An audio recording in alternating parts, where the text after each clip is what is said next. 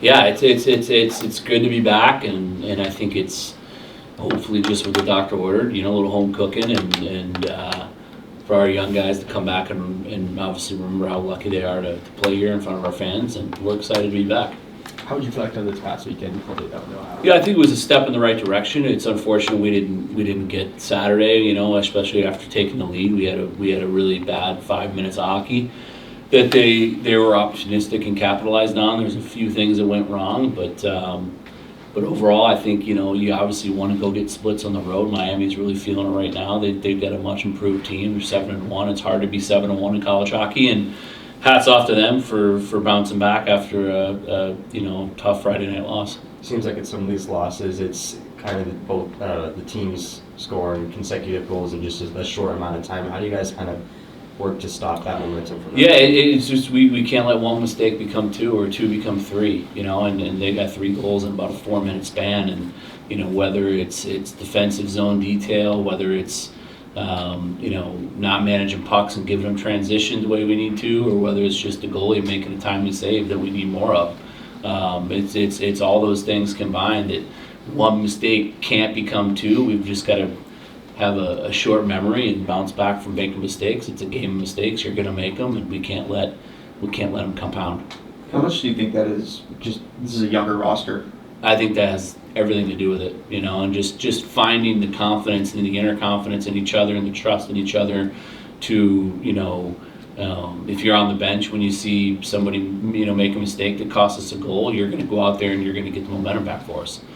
So shift after goals. I mean, every coach talks about how important shifts are after you score goals and shifts are after you get scored on, because you're looking to, keep the momentum or get the momentum back. So when you throw, a set of players out there after you get scored on or you score a goal, you have to wear that as a badge of honor. And you gotta do what you gotta do to either get your team the momentum or keep the momentum and step on the other team's throat. And then to piggyback off that, you having the younger guys going on extended road trips like that. I mean, how do you feel that they handle it, and how do you feel that it helps them come together with the team? I mean, we played a really good game analytically. We probably should have won both games, and that's the first time all weekend or all season we could say that. Again, we had a really poor 5 minutes of hockey. But it was good for the young group to go out and get a big road win. The first road win of the season, in our first conference game of the season, get it in regulation and come home with 3 points. So that was big. We're right there after one weekend. It's anybody's conference, and I think it's going to be like that all year. It's going to be tough to see and live on 6-point weekends with how narrow the margins are in our league and how good everybody is. So you take the wins when you can get them. Coach Jack Beck made his debut in the series. How did you think he played? He was really good. He did a lot of really good things. It's only going to get better. I didn't expect him to be a world beater in his first series with us because it was his first games in college, but he made an impact. He made some big plays, scored a really, really nice goal. Probably should have had 1 or 2 on Saturday that could have extended that lead for us. But he's going to get better and better. And, Johnny Waldron had a good return to Miami, made a lot of plays, came home with 3 assists. We just got to get him to manage the pucks, and he's such a good playmaker to understand, there's not always a play to be made. Sometimes you just got to live the fight another day, and he's almost there. So that line did some good things, and, Potsy got an empty netter, and hopefully that gets him going this weekend. What do you want to see from him going forward after kind of a slow start? Yeah, his we call it B game is really good. He's still impacting the game in a positive way, 5-on-5. His defensive game's good. He's winning face-offs. He's tracking, and his takeaways are still really high. So off the puck, he's working hard. He's a good F1. We just need him to start going to the net more, and get a good greasy, goal and I think with him, 1 will become 3 real quick, and then he's off and going. How do you think Bozer played? Bozer was good. Bozer was a breath of fresh air, and again, didn't expect him to be a world beater, but he made an impact. He just gives us poise, and with his ability to use his feet to break pucks out and create space in the O-zone and extend O-zone plays in possession, it was really a nice breath of fresh air. It took you guys 4 games last year to get your first conference win. You do it in your first attempt this year. What do you think that can do for the team just to get rid of that Zagat in the column early? I mean, it was big. We're super disappointed we didn't go home with a sweep. It would have really been nice to get off to a 6-point start, and we were 8 minutes left in the second period. We're up 2-1, and you blink and we're down. So it's just you don't want to dwell on that too much. You want to obviously. The first thing I said to him after the game was, hey, you do go on the road. You look to split on the road, and you want to sweep at home. So.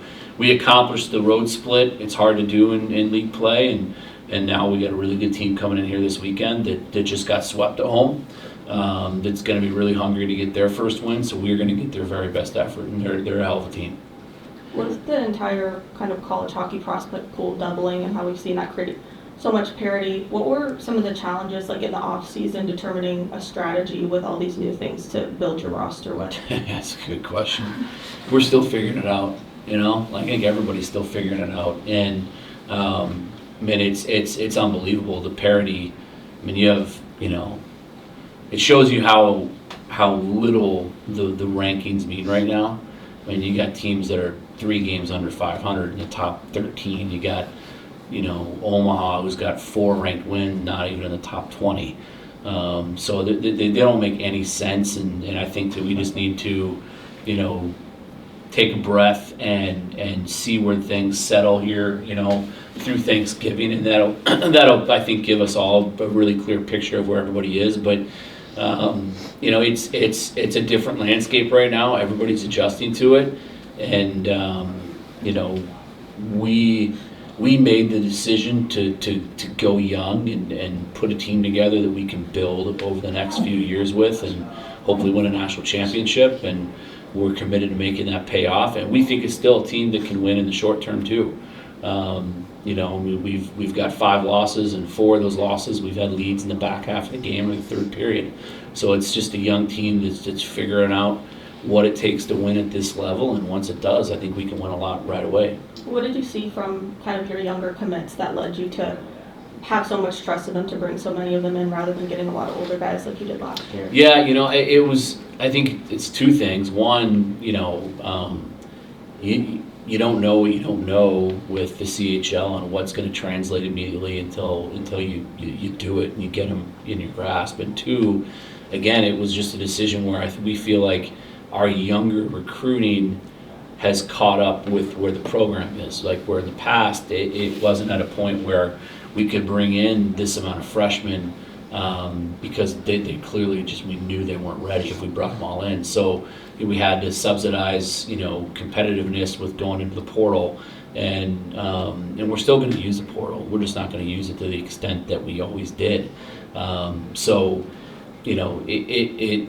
caught up. We have a lot of really high-end prospects that are freshmen, but they're freshmen, and they're going to make mistakes, and they're young, and they're playing against older guys, and it takes a little bit of time, and nobody's more impatient than I am, but we're gonna stick it out with them, and we think it'll turn real quick here. And once it does, we're gonna be a really, really dangerous team. When you have that young roster, how do you balance trying to limit the mistakes while also not having them play timid? Yeah, no, that's a great question. That's something we're really working on with these guys is to, they hear me say it every day. Like, you can make mistakes. You can make mistakes, and we're going to continue to play you. That's what learning and getting better is all about. But they have to be hard mistakes. They have to be hard mistakes, and they have to be bought-in mistakes. They can't be soft mistakes. It can't be soft, passive puck touches. It can't be trying to make something out of absolutely nothing. It's understanding when to live to fight another day, and then playing within our structure and being bought into playing within the structure that we need to play. And I think we took a big step last weekend in doing that in a lot of ways, especially with the puck. It was the first series where we had more ozone possession time than the other team over the course of the weekend. It's something we've been working on. So we started to look a little bit more like what Sandoval hockey should look like. And now we just still have guys making, mostly young guys making, very basic defensive mistakes, and getting them to understand that they all have a specific job defensively. And when one guy's not doing their job and there's a breakdown somewhere around the ice, you can't think that you have to do 2 guys' jobs. Just do your job.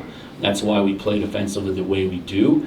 And if they're really starting to see that and understand that they know what their job is defensively, and hopefully it translates into this weekend and we see a lot less mistakes. Coach, with Colorado College in town and marks the return of Ryan Alexander, what did he provide in his time here? Yeah, he was great. R.I. was an awesome kid and an awesome teammate. For 3 years, he had a really good freshman year with us, and he battled a lot of injury since that freshman year. And I think he just wanted a reset, just a new environment in his last year, because he just had so much to overcome with battling surgeries and injuries, and it was tough for him to really get back on track. And looks like he's playing quite a bit up there, and he's on a good team, so I'm happy for him. But good to see him. You said earlier in the year that you wanted to see more from your veterans. Have you kind of seen that in the past couple of weeks? Yeah, I think the vets are doing a great job. I mean, look Cruz and Schimmer doing, and Smoley's doing a good job leading, and McGurn as an older guy, transfer but older guy, but newer guy, from an NCAA standpoint is starting to really step up, and it was good to get Bozer back. We're going to look for Jack Beck to bring some veteran presence and experience. So they're doing their job. They are. We need the young guys to kind of catch up and meet us halfway to reel off a couple wins in a row. How important is it for the veterans to kind of raise their play like that and help the growth of the younger guys? It's huge. It's everything. I mean, they have to. That's what it's all about. You're always going to lean on your guys that have been with you and understand what it takes to win and have done it, and most importantly, understand what is required out of them and what we expect out of them in order for us to have success. And so you can start to feel it. Like, we did a lot of really good stuff over the break during the bye week and on and off the ice, and you can really see it come together. I mean, we had a really slow start after a bye week. The first 3 minutes of that Friday night game, they scored, and then we really took the game over and never looked back. And then you could pretty much say the same thing Saturday, and took the lead. And now it's just little things. We need the more timely saves. We need the power play to be way better situationally than it has been. When their best player takes a 5-minute major and we don't really generate much momentum on a 5-minute power play to bury another team, that's a momentum killer, right? And you look at some of the experiences over the first 8 games, whether it's a 5-on-3 for 1:30 against Penn State to win the game, whether it's being up 2-0 with 10 minutes left against Penn State and giving up a shorthanded goal. It needs to be better. Power play needs to be better. They've heard that from me all week. And that is as they say, that pressure is a privilege. They want to be on the power play, and I don't put pressure on any kid to score goals. Like, I never, bring a kid. It's all about effort. It's all about attitude. It's all about, if you play the right way, I believe that success and the goals will come. But if you're on the power play, you got to score. You got to score, and you got to win us games. And right now, these guys just aren't doing it. And so we're going to make some adjustments on it and go back to work. And once it starts clicking and we know we have what it takes to make it click, the talent's there, everything's there, I think we're going to be really, really dangerous. So I think that and getting the timely save is what we really, really need to improve on. And if we had those things through 8 games, the record is at least flipped, probably even better.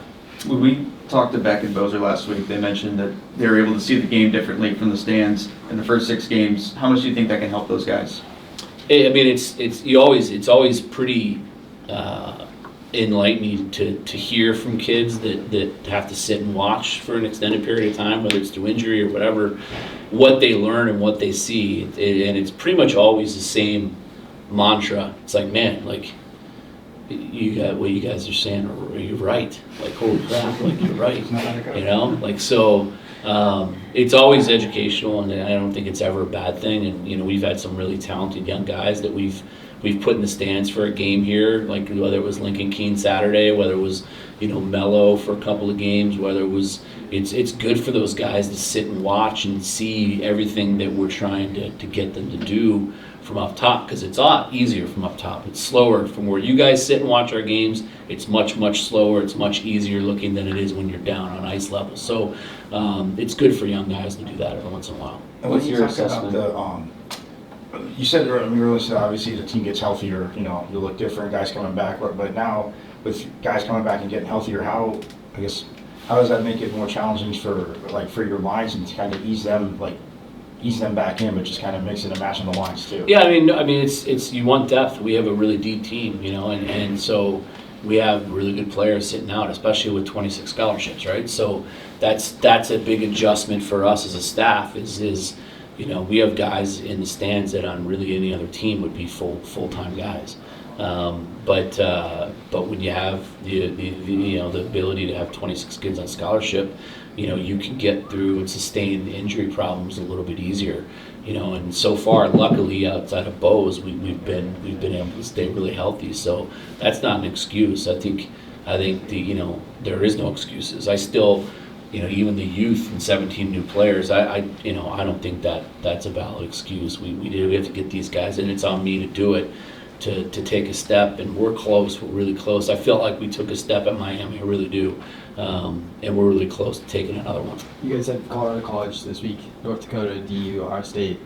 Whole month of November. What are your kind of thoughts to some of these younger guys going up? Yeah, I mean it's certainly not going to get easy, and it hasn't been easy. I mean, look at our schedule.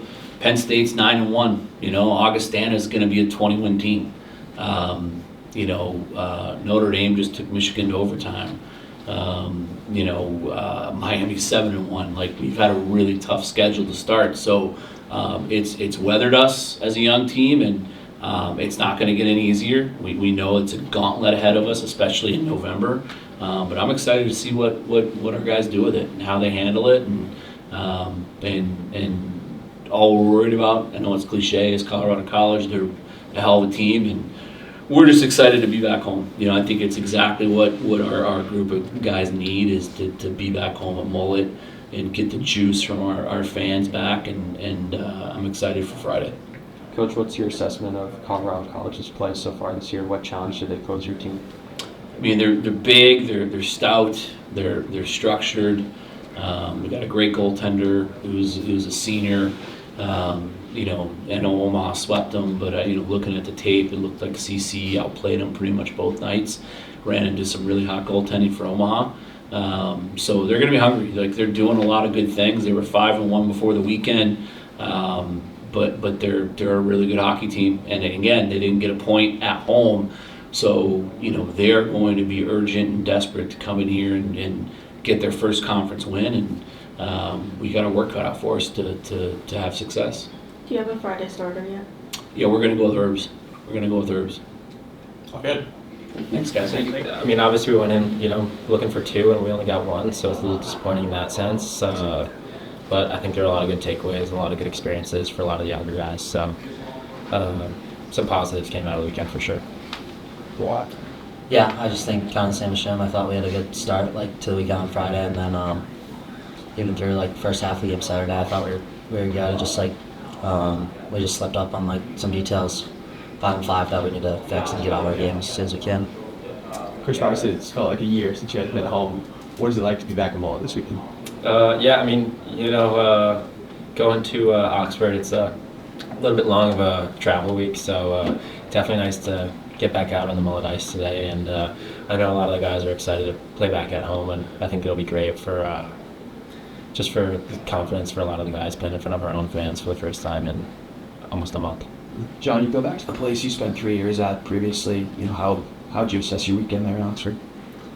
I thought it was good. I felt more confident with the puck. Just some details in my game, I thought need to be better.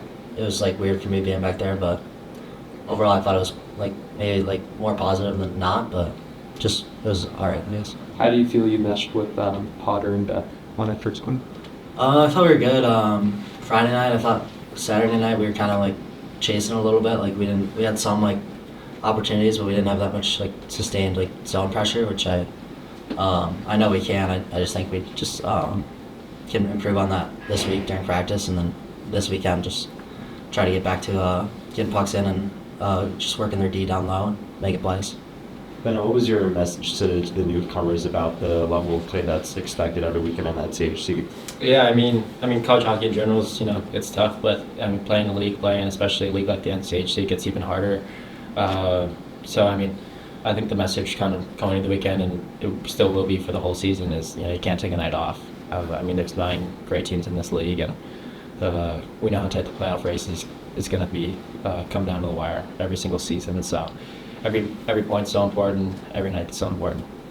How do you feel like those young guys are coming along and you're getting adjusted to the college game? Yeah, I think we're definitely getting there. I mean, obviously, you know, when you make that step, it's definitely an adjustment, and to have the 10 freshmen or 11 freshmen, it is such a big adjustment. But I think they've done a really good job, and you keep seeing it week to week. I think getting more and more confident. What's it been like for you, Bennett, playing with so many veterans last year and then having a whole new roster with a bunch of young players this year? Yeah, I mean, it's different. It's an adjustment, but I mean, every season in college hockey is different. You know, some years you have more turnover than others, but it feels like every season, you know, you're kind of building a new team. And, you know, sometimes it takes longer than others to kind of find, like, where everybody fits in to that team and, like, what role they're going to play. But, yeah, I mean, it's been different versus last year. I mean, last year we had an old team. This year it's a little bit younger, but it's been good, and I'm really excited what we're going to do in the future. What went wrong for you guys Saturday night in that second period there? I just think we just had some lapses and didn't convert on a lot of our opportunities. You know, we had that 5-minute power play in the first, and I mean, we took the lead after, but I think they gained a lot of momentum from that. Especially, I mean, they lost one of their best players, and they killed that, and I think that was a big turning point in the game. And then we kind of let them back in the second, and you know, we got to do a better job at, you know, we can give up one, but we can't give up 2 or 3 in a row. So that's really what we got to limit. Johnny, what went into your decision to choose ASU when you were looking at other schools? Just when I got in the portal, the way Powers talked about the program, and I think just the opportunity to like what the program's about, like being the tradition. I think just coming here with an opportunity, a chance to win, and build some tradition behind the program and win national championship and all that, I thought was really, like, I really wanted to do that and like be a part of something that could be really special. Kind of stood out to you about ASU when you played them last year, that was kind of still in your mind when you were thinking about what college to go to? Yeah, like what that team had last year, I just thought, like, when I was hurt the weekend that we played them last year, but I just thought they were just like killers, like they just like beat us so bad, and like just the way they like moved the puck and how confident they were with it, like I just thought like that was a team like I wanted to be on. And you and Lucius obviously have a history together. How's this season been playing with him? It's been awesome. You know, last year he was kind of coming back from an injury, and you know, I think he'd be the first guy to tell you he wasn't exactly himself. But now with the summer and, you know, a couple more months behind him, he's kind of feeling, I mean, you can tell by the way he's playing on the ice, he's kind of back into his where he needs to be and where he wants to be. So it's been awesome playing with him. I mean, he makes plays that, you know, nobody else in the country can make, I think. So it's pretty special being out there with him, and you never really know what's going to happen, but, you know, he's going to do something good with it. With so much youth on the team, how big is it for someone like who's been in college hockey for a long time just to be able to be the example for a lot of these freshmen? Yeah, he's been great. Obviously by the way he plays, but, you know, the confidence he has with the puck, I think he's a great example for a lot of younger guys. And we have a lot of skilled younger guys too that, you know, I think can evolve into a player like Cruz. So I think he's a great example for all those younger guys. Both of you guys have played in college hockey a while. What's been different from your perspective this year playing against all these teams that now have CHL talent? I mean, I would just say you know, college hockey is just deeper in general. You know, a lot of times, a lot of programs just had, you know, maybe a top 6, and then there's kind of a little drop from the top 6 to the bottom 6 maybe. You really aren't seeing that as much. I'd say this year it's just deeper in general. Yeah, I'd say the same as him. I just think like a lot of like there's like obviously like been like a lot of like people call them upsets, but I just think like in general like there's just teams are way closer like this year, just because of how many better players there are like in college. With how many CHL players you guys have as teammates, what do you think just kind of stands out to them about what they've done in the past and kind of their adjustment to college hockey? Yeah, I think they've done a good job adjusting. I think it's kind of similar to the other guys where it's just like it is an adjustment. I mean, college hockey it's just different than junior hockey and the CHL in general. Maybe a little bit more harder, physical guys are older. So it's an adjustment for everybody. But again, like I said before, I think they've done a good job. And I don't really think there's been an issue meshing with, non-CHL guys and CHL guys. I think everybody's come together really well and just focus on being one team. All good. People play Thanks. Thank you guys.